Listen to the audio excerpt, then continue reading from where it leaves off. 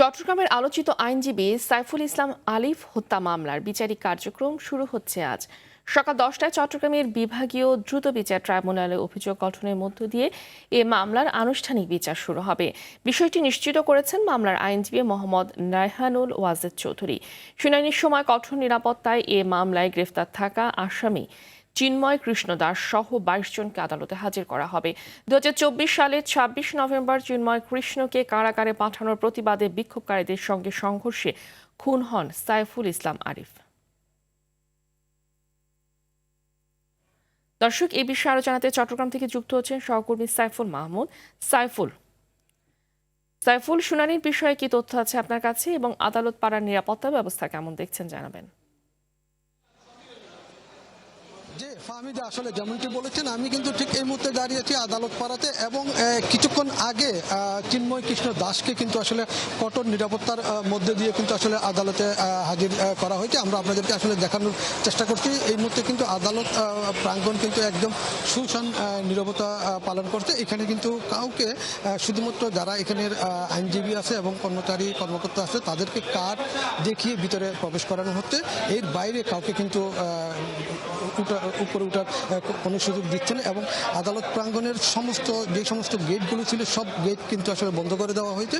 শুধুমাত্র একটি গেটেই, প্রধান গেটটি খোলা রাখা হয়েছে, যে গেট দিয়ে কিন্তু আসলে আসামিদেরকে এখানে আনা হবে। সেটাই কিছুক্ষণ আগেই কিন্তু আসলে এক নম্বর আসামি চিন্ময় কৃষ্ণ দাস এবং আরও যে আসামিগুলো আছে সেই আসামিদেরকে দুটি প্রিজন ভ্যানে করে আনা হয়েছে। এখন কিন্তু আসলে বিচারিক কার্যক্রম ইতিমধ্যে শুরু হয়ে গেছে এবং 11টার মধ্যে এই কার্যক্রম শেষ করেই তারপরে কিন্তু আদালত প্রাঙ্গণ সবার জন্য উন্মুক্ত করে দেওয়া হবে। তবে এর আগে কিন্তু আসলে প্রচুর কঠোর নিরাপত্তার মধ্যে দিয়ে তাকে কারাগার থেকে এখানে আনা হয়েছিল এবং কারাগার থেকে আদালত প্রাঙ্গণ পর্যন্ত আসলে রাস্তার দুই পাশে পুলিশ এবং আইনশৃঙ্খলা রক্ষাকারী বাহিনীর র্যাব, বিজিবি, সোয়াট টিম সম্পূর্ণভাবে কিন্তু প্রস্তুতি নিয়ে রেখেছে যাতে কোনো ধরনের অনাকাঙ্ক্ষিত কোনো ঘটনা না ঘটে সেজন্য। তবে মামলার আইনজীবী তিনি আমাদেরকে জানিয়েছেন আজকে থেকে এই বিচার আলিফ হত্যা মামলার আনুষ্ঠানিক বিচারিক কার্যক্রম শুরু হবে এবং 22 আসামিকে কিন্তু আসলে আদালতে হাজির করা হয়েছে এবং তাদের উপস্থিতিতে কিন্তু আসলে এই বিচারিক কার্যক্রমের চার্জ গঠন শুনানি শুরু হবে এবং পরবর্তীতে আসলে এটার আবার আরেকটা পর্যায়ে গিয়ে হয়তো আবারও শুনানির তারিখ নির্ধারণ করবে। তবে এই মুহূর্তে কিন্তু এই 22 আসামিকে কিন্তু আদালতে তোলা হয়েছে এবং বিচারিক কার্যক্রম ইতিমধ্যে চলছে।